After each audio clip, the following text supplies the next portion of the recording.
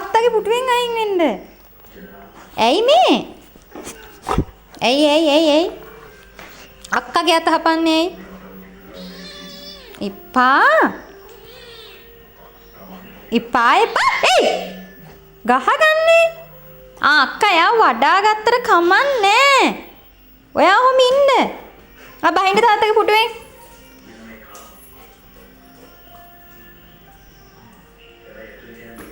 ඔක තාත්තගේ.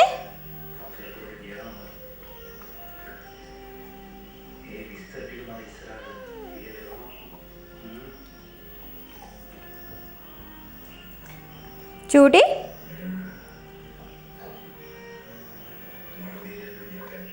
ඔය පුටුවෙන් බහින්න. ඔය අඹ ගෙඩිය අයින් කරගන්න.